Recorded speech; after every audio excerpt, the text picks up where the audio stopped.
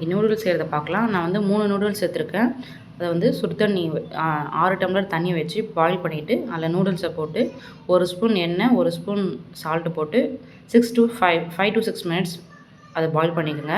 அப்புறம் பச்சை தண்ணியில் இந்த மாதிரி வாஷ் பண்ணி எடுத்துடணும். அப்புறமா ஒரு பேனில் எண்ணெய் நம்மளுக்கு எவ்வளோ எண்ணெய் தேவையோ அதை எண்ணெயை ஊற்றிட்டு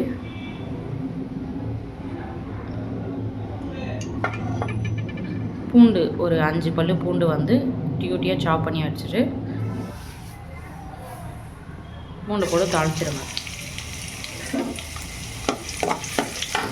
இது கருகாத அளவுக்கு இருந்த போதும். அந்த ஸ்டேஜில் வந்து நம்மளுக்கு ஆனியன், நான் 2 ஆனியன் எடுத்துருக்கேன் இன்றைக்கி.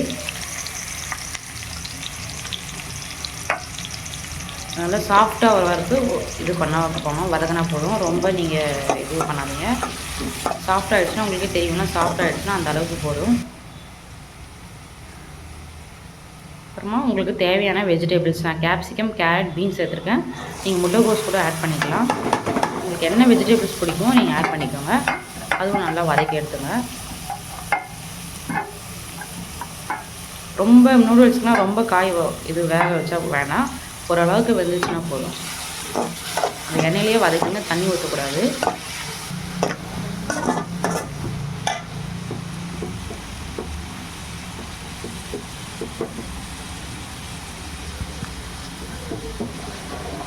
இந்த அளவுக்கு வெந்தால் போதும். அப்புறமா உங்களுக்கு எவ்வளோ அந்த காய்க்கு தேவையான சால்ட்டு அதை போடுங்க. ஃபஸ்ட்டு இந்த காய்க்கு தேவையான சால்ட்டு மட்டும் இப்போதைக்கு ஆட் பண்ணிக்கோங்க.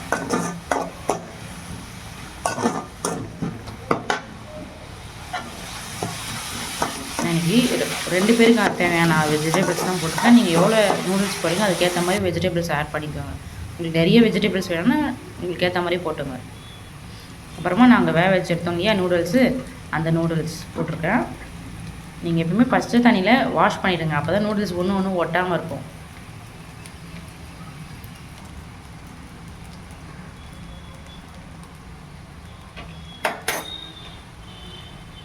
அப்புறமா பெப்பர் நான் ஒரு 1.5 ஸ்பூன் போட்டிருக்கேன் பெப்பரு. அப்புறமா காஷ்மீரி சில்லி 1 ஸ்பூன்.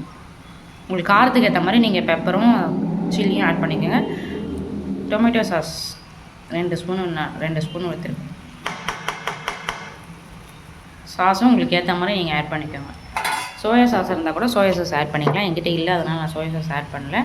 இப்போ நூடுல்ஸ்க்கான சால்ட்டை ஆட் பண்ணிக்கோங்க.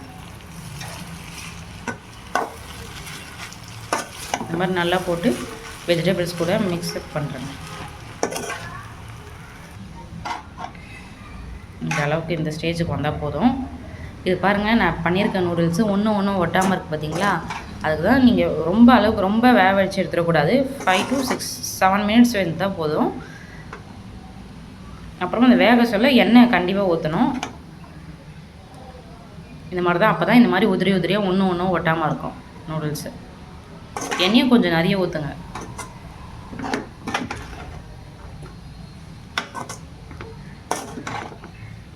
இந்த அளவுக்கு மிக்ஸ்அப் பண்ணிக்கோங்க. உங்களுக்கு சால்ட்டும் பெப்பர்லாம் உங்களுக்கு காரத்துக்கு ஏற்ற மாதிரி நீங்கள் போட்டுங்க.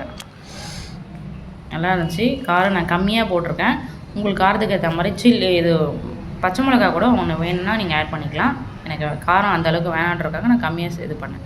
பாருங்கள், இந்த மாதிரி நூடுல்ஸ் தனித்தனியாக தெரியணும். அப்போ தான் சாப்பிட்றதுக்கு நல்லாயிருக்கும். இல்லை மாவு மாதிரி ஒட்டும்.